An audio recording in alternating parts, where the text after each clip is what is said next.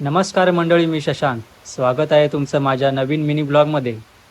तर आज पाऊस पडतोय, म्हटलं चला बाईक काढून एक राऊंड मारून येऊ. ॲक्शन कॅम्पमध्ये शूट करू आणि मी निघालो. ही आमच्या वाडीतली पोरं गट्ट्याने खेळती. पावसाने एंट्री मारली, सगळे आडोशाला आले. निघालो तर सुरुवातीला मस्त पाऊस पडत होता. वाटलं आज तर भारी राईड होणार.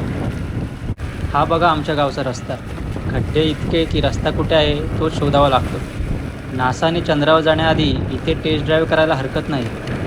असो, क्या जोक मारा भाई. Woo!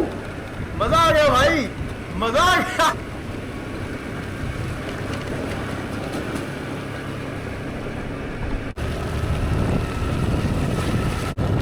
सगळीकडे पाणीच पाणी झालं आणि कोकण पुन्हा एकदा हिरवाईने नटून गेलंय.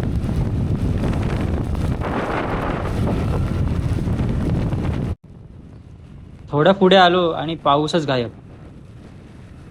ते कसं आहे, पावसाचं टायमिंग आणि आपल्या नशिबाचं सेटिंग दोन्ही कधी जुळत नाही.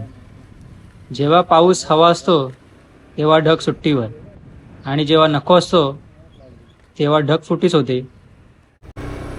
थोडा पुढे आलो आणि पाऊस गेला होता. मग म्हटलं पावसालाच शोधूया. पाऊस नव्हता, पण आभाळाने मात्र सगळीकडे काळोख पसरवला होता. ही अंबोवाडी. इथे थोडा पुढे आलो आणि समोर दिसला हा अप्रतिम नजारा. एकीकडे खवळलेला समुद्र तर दुसरीकडे पावसाने नटलेली हिरवीगार धरती. निसर्गाचा हा रौद्र आणि शांत असा सुंदर संगम कोकणातच अनुभवायला मिळतो.